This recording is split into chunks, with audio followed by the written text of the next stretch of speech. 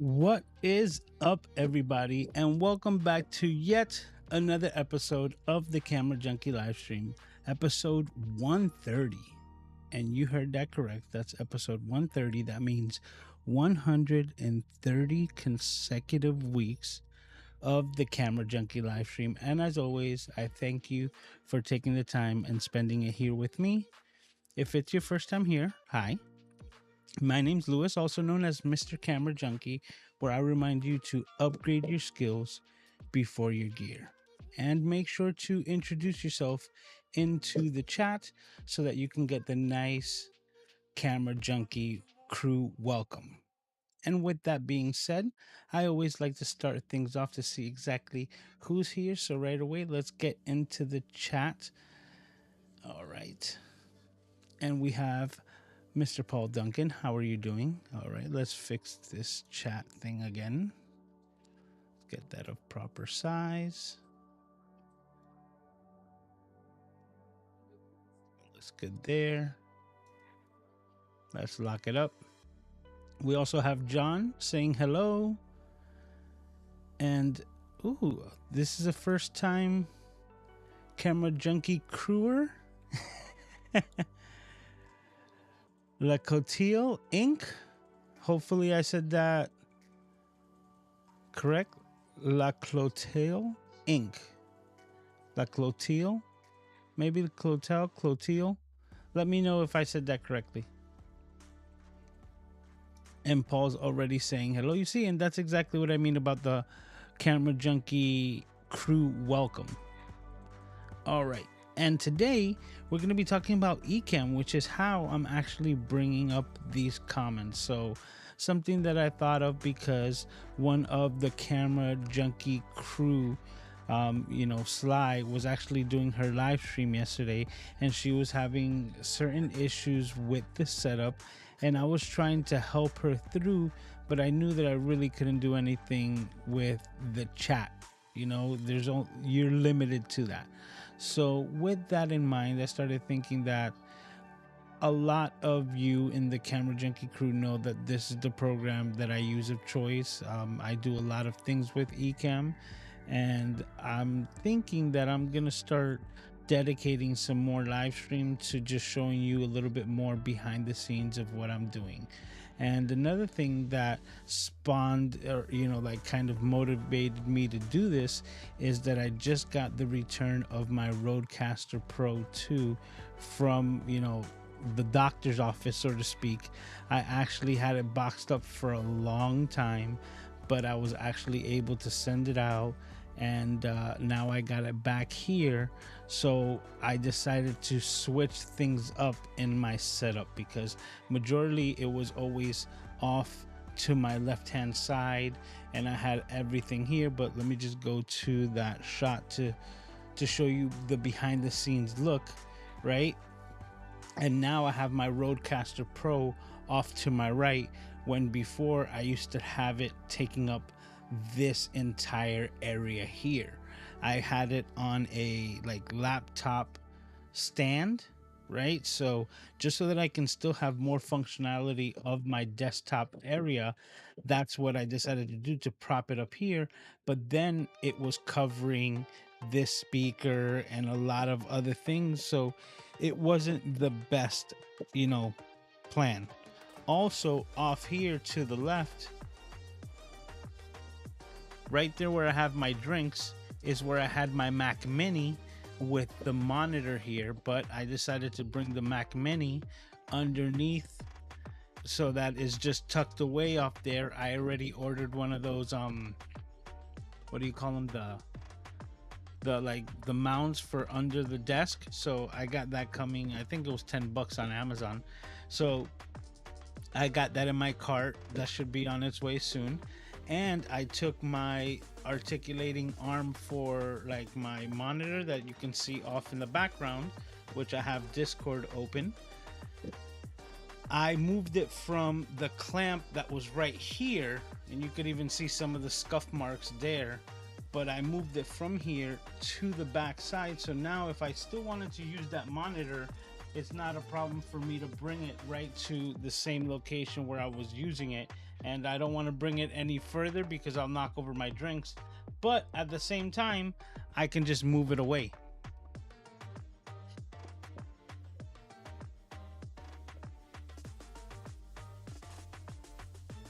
I think Aiden is upset at me for talking loud during my live stream, and he's having a little bit of a tantrum. So give me a second and let me attend to my young little boy, Prince Aiden, and I'll be right back. Why isn't that going to that shot? Well, we'll figure that out later. Let's go back here. All right. Okay, I think he's fine. Let me see you. What's up, buddy? Okay, let me do this for you.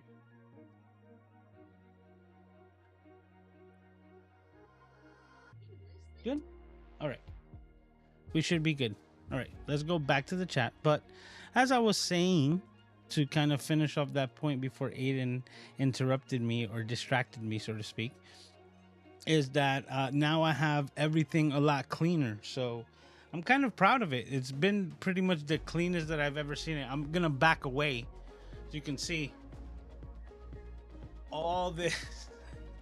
And the thing that I'm proud of the most is that I don't have a pile over off to the right over here either. I have the Rodecaster Pro, like just my AirPods and my phones, keeping those away. So that's my setup right now behind the scenes.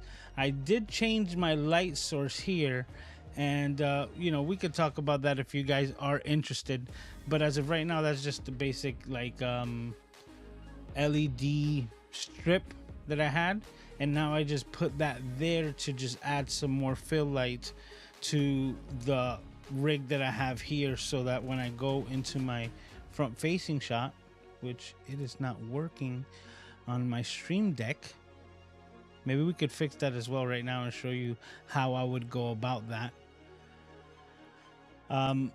So that now is just the fill light here as far. So this is my main key light, and then this is just adding some fill that if I were to just shut it off, you would see how much of a difference it makes when it's like filling in all the colors and things. This just becomes so much more of a darker shot.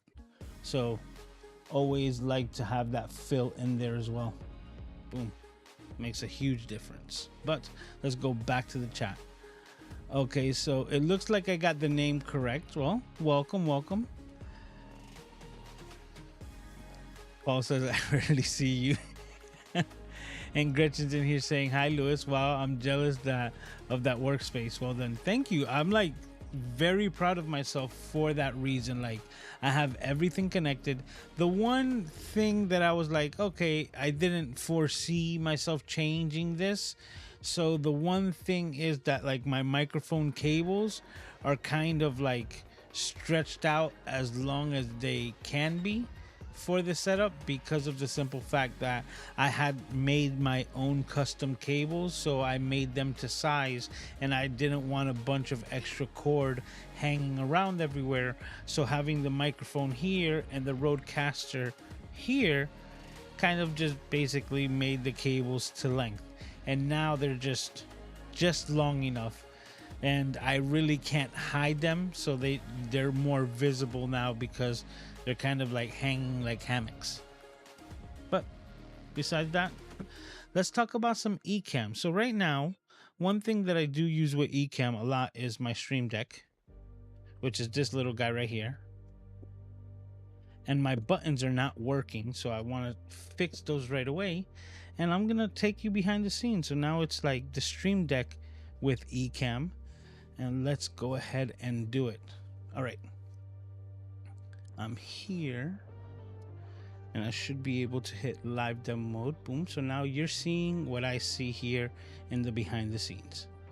So right here, I'm gonna open up my stream deck configurator, and we're gonna move this guy over to over here so I could monitor what's going on.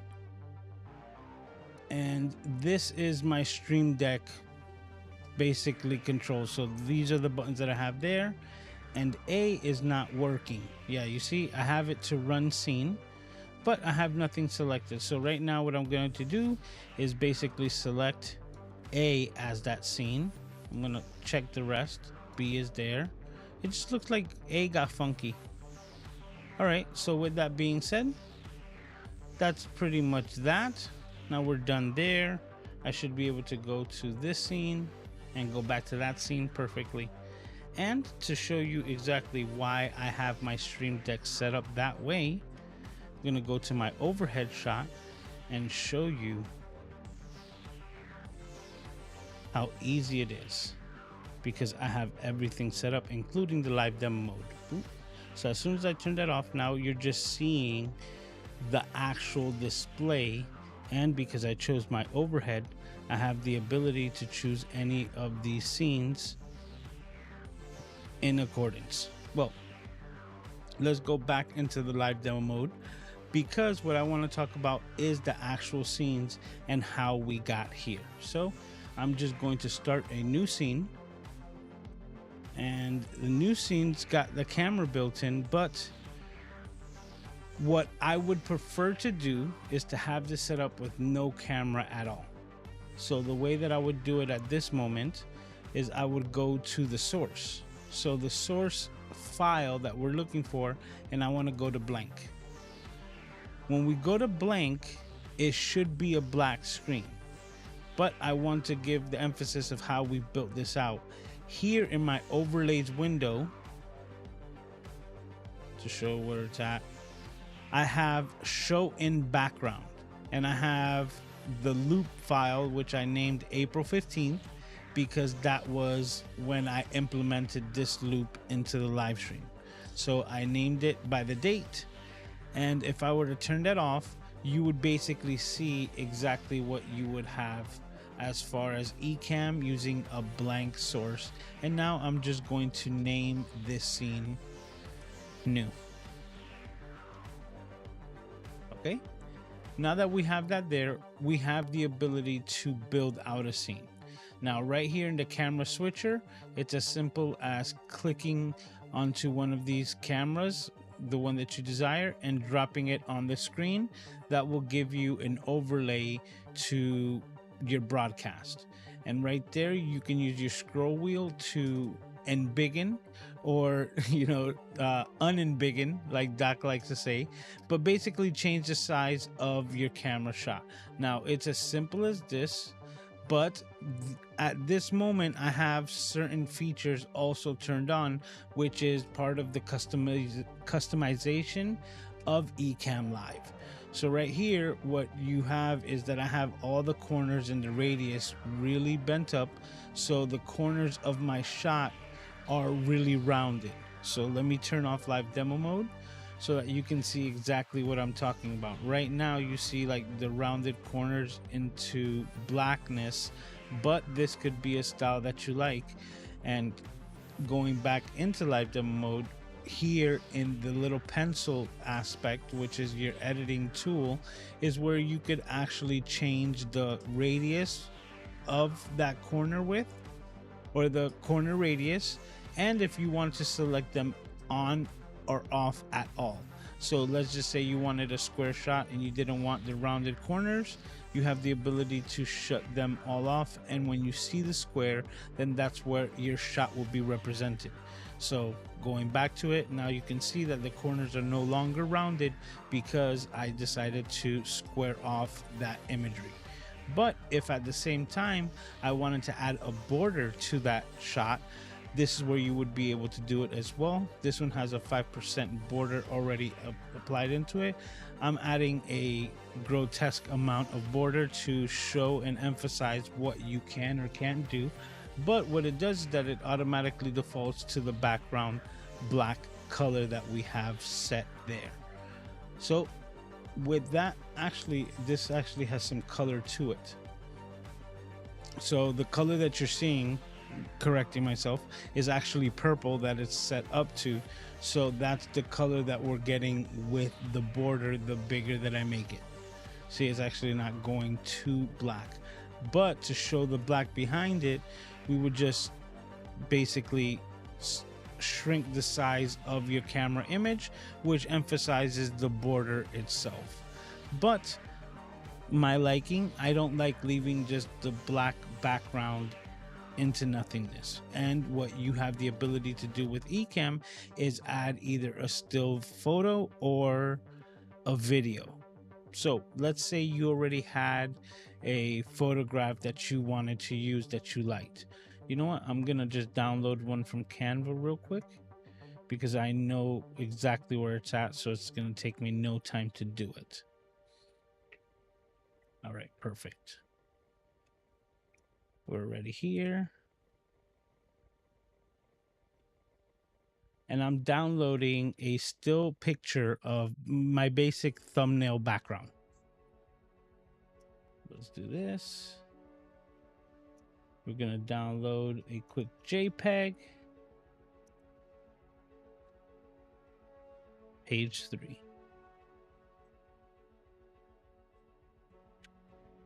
We're gonna name it BG for background.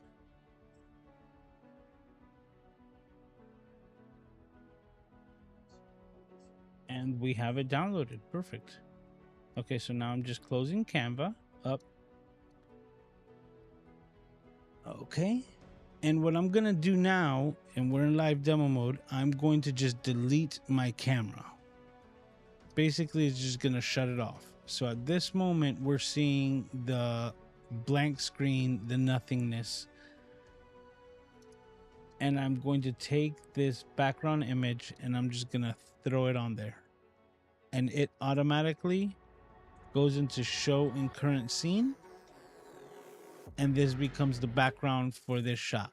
Now, if I wanted this to be implemented over every other scene that I could possibly create, right here in the scenes overlay, in the overlay window, scenes overlay, listen to me. Scenes is above it, overlay is underneath it. That's a completely different window. I'm talking to myself. All right, so now that it's there, it's showing current scene. What you can do is drop it right into this category, show in the background. And what that does is that actually sets it up so that whenever you create a new scene, even though it's selected to blank, it will show that in the background, giving you the static image in any future scene that you can create in the window above. So that's exactly what we're going to do. Oop, and throw it on there. But one thing that I want to emphasize is that everything here in the overlays window, and basically the scenes as well, but the overlays, because it works like stacks, or like I was mentioning to someone recently, I forgot who, but it's kind of like scrapbooking, right? To give you a kind of visual representation of what we're trying to emphasize here, is like scrapbooking. When you start doing a scrapbook, you're going to start with a couple of the images, right? So maybe you're doing a Polaroid scrapbook, you're going to put a couple of Polaroid photographs within it, and then you're going to spruce up the page to emphasize or to give like more context to the photographs themselves. So let's say you took a couple of Polaroids at the beach, then you would add some sand and maybe, like some palm trees or something to represent that. And that's what scrapbooking is. But when you understand that the pictures go in the back and then everything gets layered on top, is basically how these systems work. So right now, if I'm going to backtrack and I'm going to put that into showing current scene, right? I can turn on my camera again, but you will not see it, because of the simple fact that the order that it's stacked into right here in the overlays window, the JPEG background sits on top of my camera. So it is like you going, let me see if I can show you what I'm talking about. Imagine this was your overhead shot, right? Like this is your image, but then actually here I'm gonna do it like that.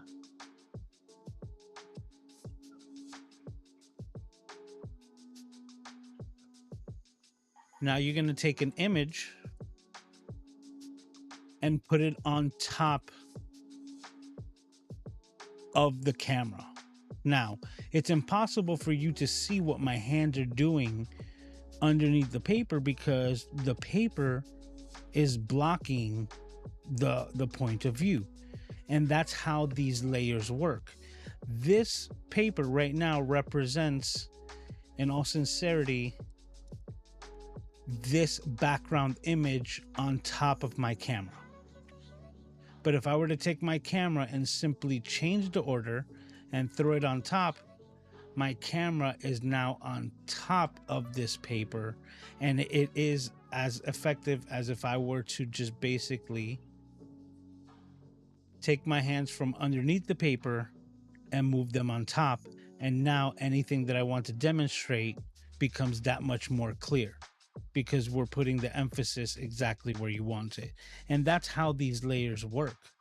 But in the same way, these layers, I don't have a button for the new one.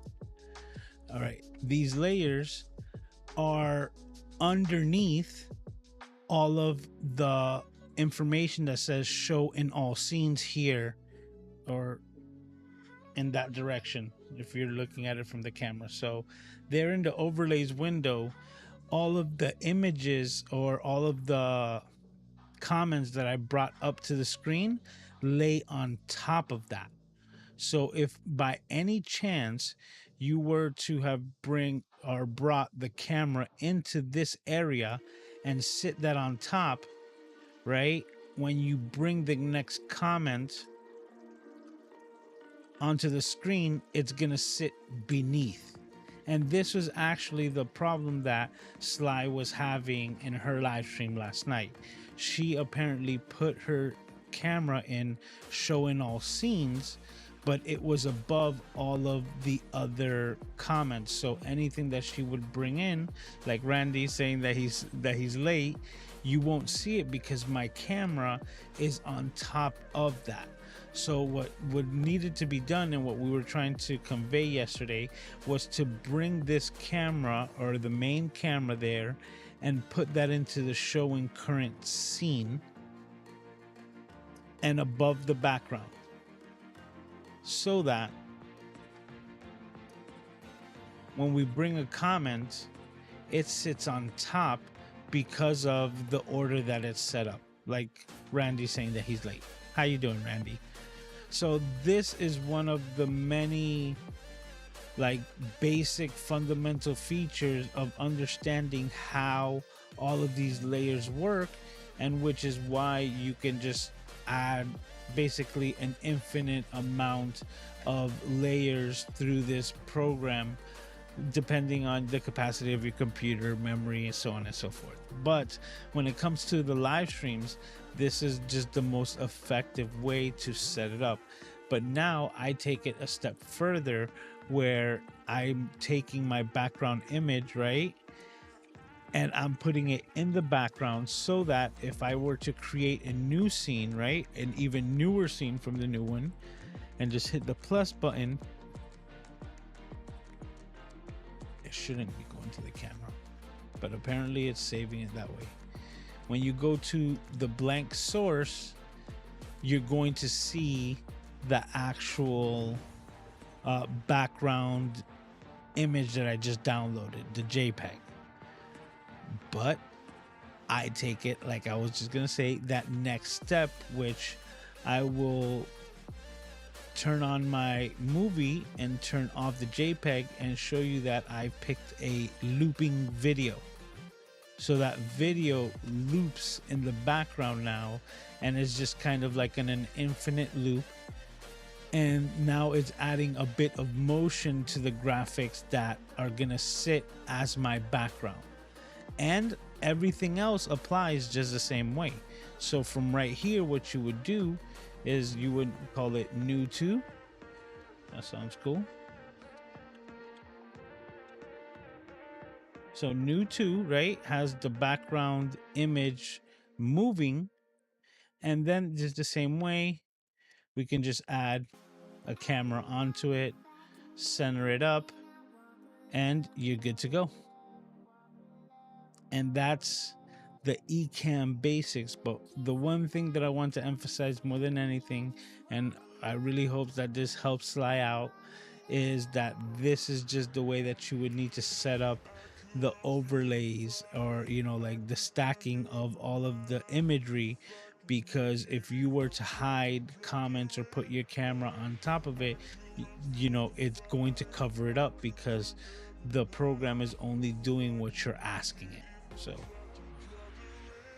now, if you haven't done so already, if you haven't hit the like button, please do so. It goes a long way.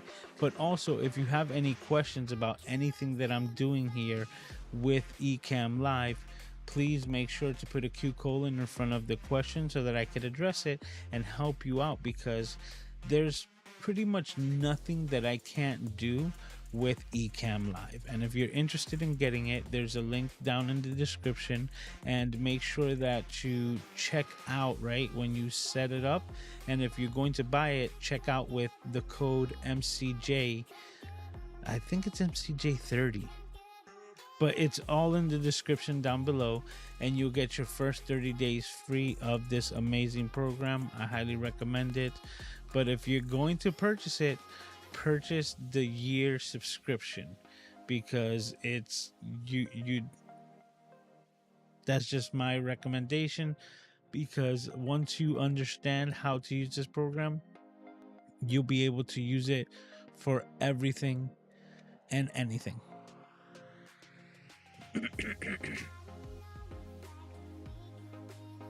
All right, so let's see here. Let's check the comments.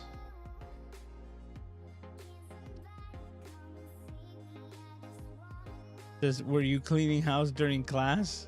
No, I did this like I think it was Wednesday, right? So I've been pretty good for like a week, and just the fact that I removed most of everything directly from this area here just got me on a stint. I was like, you know what, let's just do it all. And now I'm in a like spring cleaning mode, but in summer, right? Or yeah, I guess. Randy's saying excellent tutorial. Thank you, sir. I appreciate it. And you see, Q colon helps me find the questions. Don't worry about the spelling, Randy. I read typo. Okay, so yeah, the code is MCJ. All right. So right, it is true. Now look, if you thinking like what can you do, I would say that this is kind of like Walmart. Like there's more things that you like.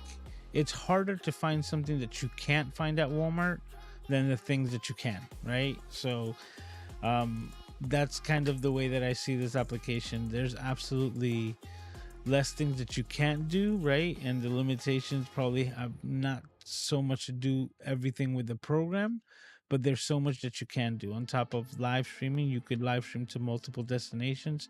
You can take interview guests. So going back into like the live demo mode, turning that on, this little guy right here is interview mode. So you click that on and you get this window here, and this window allows you to bring people on as guests as a phone call, and they could actually call in from any destination. So they can call in from a computer, an iPad, a phone. I wouldn't recommend all of those per se, but if it were necessary, they can call in from whichever device that they have available to them, and you're able to bring in their video, their audio, and manipulate it just like another camera. Throw them on as easily as I did before, just like drag and drop, and then you have you and your guest sharing, having a great conversation live on any broadcast. But the really cool part is that you don't always have to be live, right?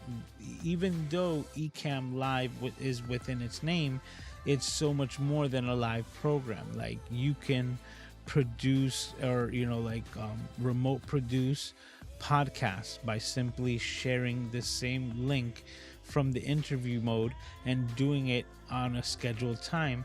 I do a broadcast recording of the Flow podcast weekly every Tuesday at noon Eastern. And we're broadcasting that live, but it's as simple as not broadcasting it and just recording it in house, having a couple of people call in, and having that be the basis and be the materials that you need, the content that you're going to create, whether it's a video or audio only podcast. So many possibilities and so many things can be done with Ecamm. Is just understanding its capabilities and how you would set it up for your needs. Okay, let me fix Aiden's cartoons because they apparently disconnected from the television. A hack that I I didn't even think about it until I was just like, stop being stupid, Lewis, right? I would always connect the television to YouTube for Aiden, right? So that he could play like his YouTube cartoons. But I'm a YouTuber and I'm an editor. So what did I do? I downloaded his favorite cartoons, and edited them in Final Cut Pro and made one really long, 6-hour video file of all of his cartoons. And then I took that exported file and I transferred it to the phone. So now when we're in the car, even if this doesn't have internet, it doesn't matter. It has that file in there. It's like press play and entertain my little guy. But at the same time, now I just turn on that video file and send it to the television via AirPlay. Boom. So that's a pro tip / hack. If you're dealing with kids and you're constantly being haggled to press yes, I'm still watching, because even though I have YouTube Premium, YouTube Kids, right, and being an extension of it, still asks every hour on the hour. Like every 60 minutes of watch time is like, are you still watching? I'm like, yes, he's still watching. But with this hack, it was just like, and now I have like a 6-hour file that I just press play for Aiden. Makes things a bit easier for me.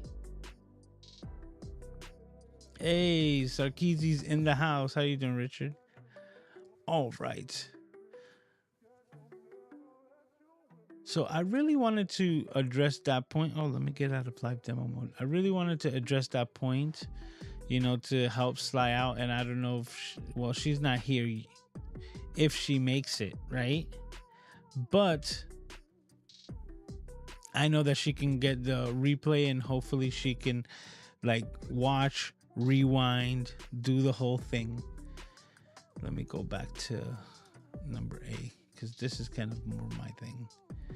And now I'm going to easily delete those files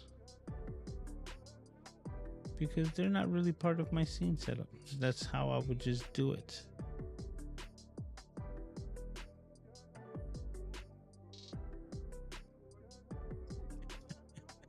She's like, brilliant, you're learning. Amazing how parenting smarts comes in bursts with intermittent flatlines, right? Yeah, I guess I was flatlining for a while because that's the whole thing. He is so particular on the shows that he likes to watch, and he just like I always go back to my nephew, right? My nephew, when he was young, there was a particular movie that he loved so much that he would just watch 4, 5, and if possible 6 times a day, on repeat, and I would just be like, right, hey, they all go through those phases, right? And that was the movie to watch. And we're talking about back with VHS, so it was just literally watch it, rewind, and rewatch it. But That's the way that I see Aiden right now as well. That he's just like rewatching his favorites and that he doesn't want to watch anything else.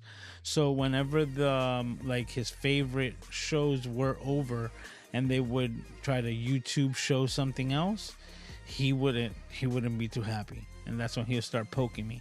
He'll be like, "Dad, you need to take care of this right away." And with this little hack, I'm like, yes, this is just perfect. Because what I would do before was, this is just like an extra phone. So I would use my wireless hotspot to share my phone's internet in the car so that then I can put YouTube in the back seat for him. Now I'm like, yeah, now it's on the phone. It's a file in there.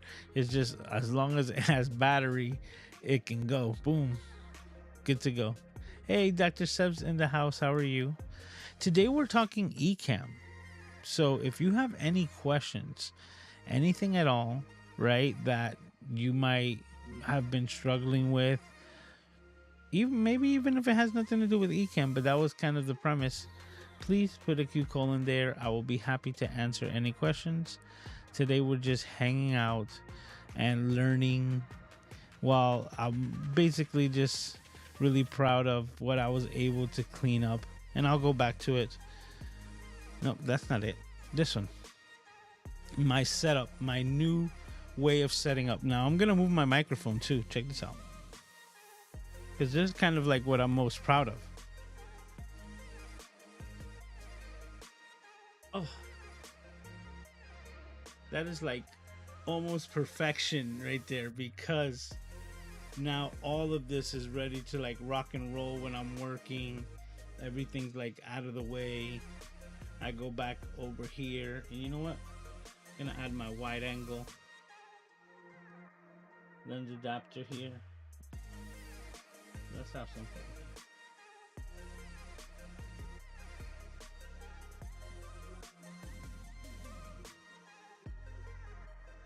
Printer paper.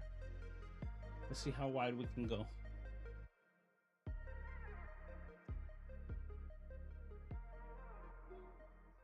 Whoa, that brings a lot more into the shot. Hey, this is pretty cool. I might leave it like this, because now my overhead shot is definitely a lot wider. But now you can see how I have my Rodecaster Pro set up there. I'm really happy with the update, but I did learn something new, and I'll show it here, because this is the packing slip. Let me not dox myself, right? All right.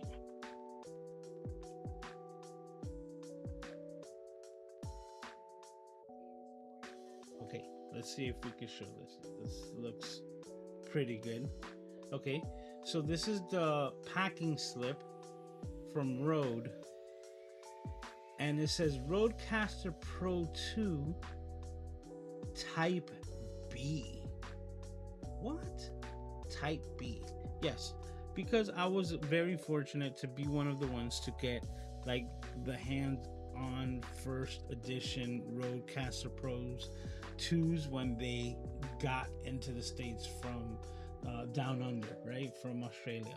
So the first shipments to hit B&H were already being dispersed to certain members of the Ecamm, the Ecamm fam over here. And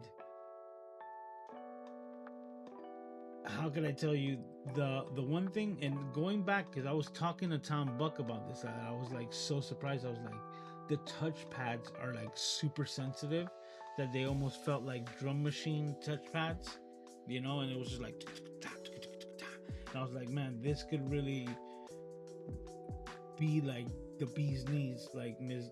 D says, right? But what ended up happening was that they were kind of a bit too sensitive, like a bit too soft. And in my case, and some others, I'm not the only one, like they would just touch themselves, so to speak. They would just activate themselves, for lack of better words, right? Saying it better. But they would activate themselves just by simply like, okay, Thank you for that information. Oh, of course the volume went down. I forgot to bring my microphone back. Thank you for that, Randy. I'm over here like I'm so proud of like how much space it saves me, and I totally forgot to bring the microphone back. I'm like the temptation who got lost. But anyways, um, what was I saying? I lost my train of thought right now because of that. Like that's so funny. I really did. I lost my train of thought of what I was speaking about. Oh no, I was talking about the USB or the Rodecaster Pro B. So we were having problems with the intermittent touching itself of the pads where they would just fire off because I would just maybe bump the table or anything like that. A lot of times, well, there was an instant on the live stream where some of you guys will remember that it was hilarious, where I was just on a soliloquy like this, and what ended up happening was that The voice effect. It wasn't this one. I think it was the monster voice came on and I had no idea, and that was my like learning. That was my introduction into having that problem with the Rodecaster Pro 2, and I was talking for like a good 15 minutes, and I was just like on one, right? I was just like lost in my thought, and I had my moderators like Randy right now who just said, hey, the volume went down, and I saw it pop up because I have it directly in front of me. So that's also another tip, and I'll show you guys once again. My phone right here has Discord open, so that even though I have my teleprompter, my Ecamm going off on my monitor to the side, I also have direct connection to my moderators so that they're able to message those things to me, like my volume went down, right? But that goes that day I was totally not paying attention to this or to the Discord off to my left, and I'm over here just ranting away talking about cameras, and I was speaking like a monster, and everybody in chat was cracking up just laughing. It was so funny that like I even clipped it out and made like a YouTube short about it, because it's just one of the things that happen as a live streamer. But those are the things that you have to actually like enjoy, because look, Paul says it right here himself. It says one of my favorite episodes, right? Because it's the one that you'll remember. Like, yeah, you might remember like some stats of some cameras that I'm talking about, right? Or maybe even one that you buy because of information that I gave you. That's all good, but the ones that are the most memorable are like not even what I was talking about, but the fact that I was talking about it so passionately for 15 minutes, sounding like a character from Monsters Inc. That's what you'll remember, right? You remember how much you laughed at that moment on that day, and it's gonna be part of this whole this whole venture, and I absolutely wouldn't have it any other way. We tried to tell him, yeah, that was the funniest part, I think, when I actually like realized, and I was like, what's that is going on? And then I look at the Discord and see it, like, oh my god, see all the messages from all the moderators. It was like at least 3 of you guys were just like trying to flag me down, like, yo. I'm laughing because it was so funny then that it's just you can't help to laugh about it now. Rainy, how you doing, Jeremy? He says, is it posted somewhere? Yeah, I can't tell you exactly which one it is. I would tell you go into my channel and look at my YouTube shorts, because you'll get like at least that like clip of it so that you can see exactly what we're talking about. But I can't tell you exactly which episode it was, because that's what I was telling you. Like it gets kind of like lost in the sea of creation, right? Because I'm constantly just making the live streams and I try to do my best, but it's only until I catch up to that in repurposing, that I will be able to remember which episode that was. I can't even tell you like what I was talking about.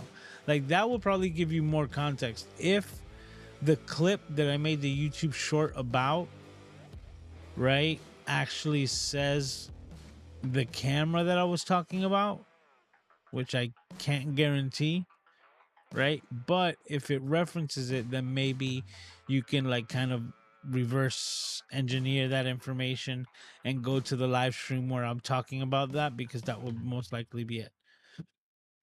But man, that was funny. Oh, that was hilarious. All right, so let's see. It doesn't look like we have any questions. Everyone here is basically an Ecamm fammer. If not, like, that's what I said. If you guys have any questions before we close things out for tonight on anything that you guys might be struggling with, maybe even editing wise, things like that, because I had an amazing session with Cheryl, which is a friend of ours, like partner and editor of her content. And she was having some issues with Final Cut Pro, and we were able to get together on a call for just like a little bit over an hour.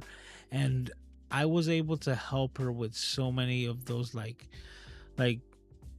biggest pain points that she, from what I was told, that she ended up like really feeling like invigorated with that creative juice, because she felt like she had the power that she needed to take on the hurdles that were causing her frustration in her editing workflow. And to be able to do that for someone within an hour and have them like step away feeling like energized, like I'm ready to like rip into this editing stuff, it was super cool, especially to get that feedback. So that happened a couple of weeks ago, and that's just one of the many things that I can help you out with. So if you do have that, and if you're watching this on a replay and you're like, man, I would love to know more about this, or I'm struggling with that, please leave a comment. That's I read the comments, and that's how I'll know. Just because I had an idea to talk about the new camera, which I can touch a little bit on, which is the new release of the Sony ZV-1 Mark II that I talked about last week, because I talked about it in speculation of the announcement that happened. Was it Tuesday? Yeah, it was Tuesday at 10 a.m. And I'm gonna reserve my comments on what we actually received as the camera, because just like my Sony ZV-1F, even though the specs that were given, right, are not overwhelming, they're not they're not nothing to write home about, so to speak. I'm feeling that the one biggest negative from the Sony ZV-1 Mark II is the price point. And I was talking to Randy about this, I think it was yesterday, but I lose track of days, especially with time zones, but that's a whole nother conversation. And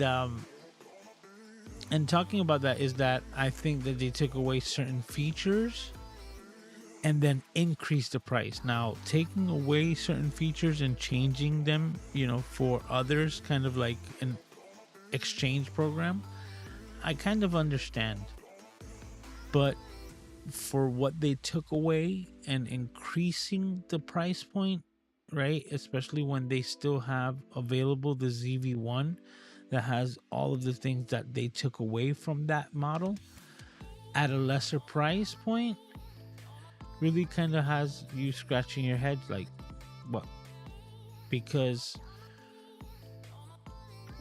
and that's where I'm gonna leave it, because I could be talking completely sideways, right? And that's why, because I don't own the camera, haven't ordered it, but I'm waiting to see and speak to certain people that I know who are gonna get it and get certain questions answered, which are kind of the ones that are like the most tolling to my mind, and then I could bring you more of a, hey, this is where I see what we can do with this camera, because the Sony ZV-1F was shat upon, so to speak, by a lot of people because it's not using the contrast detect, or that it's only using contrast detect correction, and that it doesn't have the phase auto detection focusing. But that's exactly what I was talking to Randy about, that we're so spoiled with such amazing autofocus from the Sony cameras that when they bring out a budget option that doesn't have all of the capabilities of the latest and greatest, people automatically dismiss it, right? But at the same time, I purchased this camera and I've used it, and I told Randy last night, if Panasonic, for all these years that they had no, like the Lumix lines and stuff like that had no like usable autofocus, had the levels of autofocus of the Sony ZV-1F, nobody would have ever complained. Because the only thing that I've been able to notice in this camera is that it focuses a bit slower than the rest of my cameras, which is understandable.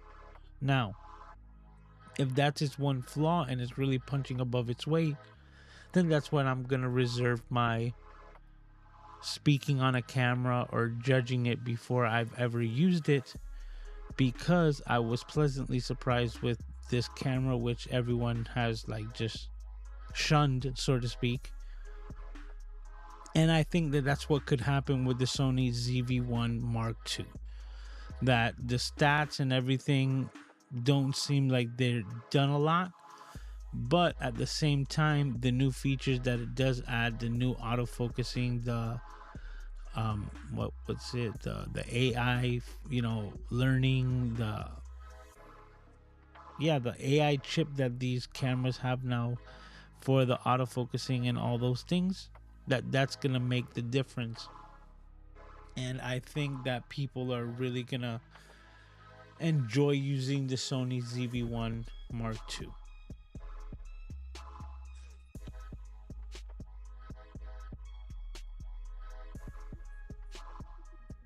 Excuse me. All right. Hey, Scott snuck in the back saying hello to the crew members. Randy saying hi to him. So is Paul. But we're going to be closing things out, guys. We've done it. Episode 130. And the number keeps going. And it's just like, I just sit here and on. I'm like, 130 weeks. I still try to wrap my head around that. 130 weeks of the Camera Junkie live stream. And next week we're just gonna add another one on top of it. And I have to thank you all, as always, for taking the time hanging out here with me on the Camera Junkie live stream. Now, if you haven't done so already, please make sure to hit the like button. It goes a long way.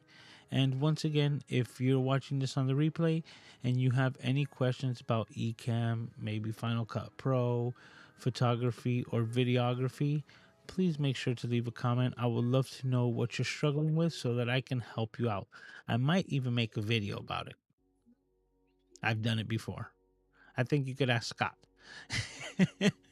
Well, with that being said, once again, thank you as always for hanging out here with me. This is my favorite part of the week, the Camera Junkie live stream. And I want to, as always, thank you all for making this the most amazing get together of my week. You guys are absolutely awesome. And you, the Camera Junkie crew, is what makes all of this possible. And Randy, talking about that, between you and me, I got no response whatsoever from the mystery man on OfferUp. So we'll leave that for another day. We'll see if they do respond with positive or negative information. But I'm being very Puerto Rican and saying bye 3 times before we finish this up. But that's what we're going to do it. Once again, guys, thank you all. Thank you for hanging out with me. Thank you for taking the time and spending it here with me on the Camera Junkie live stream. As always, we're going to be doing it all over again next week, same time, same place, 10 p.m. Eastern Standard Time, every Saturday night. And I can't wait to see all of your smiling faces right here when we rock out to episode 131. I can't wait to see you there. Take care of yourselves and each other, and I will see you all next time. Talk to you. Oh my God, I totally forgot. I did have a Cities Gaw implementation. So for those of you who might have never seen it, let's see if we can do it. Cities Gaw, channels that I think you should go and watch. And I guess I just put it right out of the brain, but this one is kind of like a mailing it in, and you're gonna understand what I mean. Because if you guys have not heard of this individual yet, then hey, let me be the first to introduce you to him. All right? And the person that we're speaking about is, did I get it right? Yes, there we go. Mr. Peter McKinnon. Now, probably the #1 photography channel in YouTube. So if you haven't heard of this man, which I doubt, I would just tell you, look him up. He's got a bunch of content, and he just made, a video on this Q3. And like I said, this kind of like a mailing it in Cities God, but he's someone that has helped me along in my journey, which I follow. And if you haven't by any chance subscribed to this man or heard of him, I definitely recommend you check out Mr. Peter McKinnon as this week's Cities God. Channels that I think you should go and watch. And that's how we're gonna finish that. You guys, you know who you are, know what I mean when I'm talking about I mailed that in. So he's just someone who definitely should have been on the list a long time ago, but getting close to 6 million subscribers, I need to just nip that in the bud, put him on the list already, and move on. If you haven't heard of him, let me be very happy to be the first one to introduce you, even though I think that's getting harder and harder to do by the day. And once again, thank you all for even taking this little bit of extra time for this week's Cities Gaw. Take care of yourselves and each other, and I will see you all next week. Talk to you.